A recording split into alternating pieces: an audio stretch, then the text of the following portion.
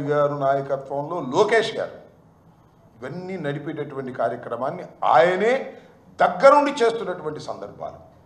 దీనికి తోడు ఇంకా సరే TV5 ABN వాళ్ళు చేసే అక్రమాలు వాళ్ళు చేస్తూ ఉంటే ఈ యూట్యూబర్లను పెట్టి ఎవరెవరినో తీసుకొచ్చి వాళ్ళందరినీ పెట్టి ఈ రకంగా దుర్మార్గమైనటువంటి కార్యక్రమాలను నిర్వహిస్తూ ఎవరో చేబ్రోలు కిరణ్ లాంటి ఒక అమాయకుని వాడిదే ఉంది పాపం, ఇది సింపుల్ మ్యాన్, వాళ్ళ నాన్న లస్కర్ అంట, నేను మొన్న విన్నాను, అది కూడా యాక్సిడెంట్ అయిందంట, ఇతను కూడా లస్కర్ చేస్తూ ఉన్నా అంట.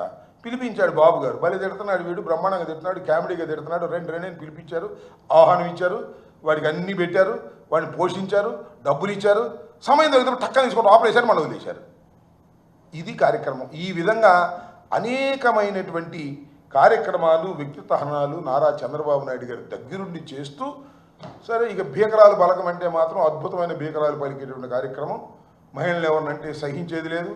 సోషల్ మీడియాలో ఎవరన్నా తిడితే మొన్న ఇప్పుడు అంటున్నాయండి బూతులు తగ్గినాయా, ఇటువరకన్నా బూతులు తగ్గినాయా లేదా, ఎక్కడ తగ్గినాయా?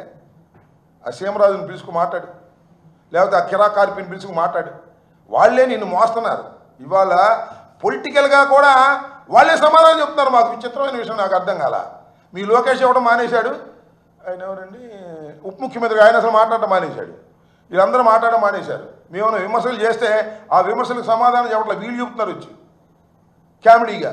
ఇలాంటి దౌర్భాగ్యమైన నీచమైన స్థితికి తెలుగుదేశం పార్టీ దిగజారిపోవడం చూస్తే జాలి.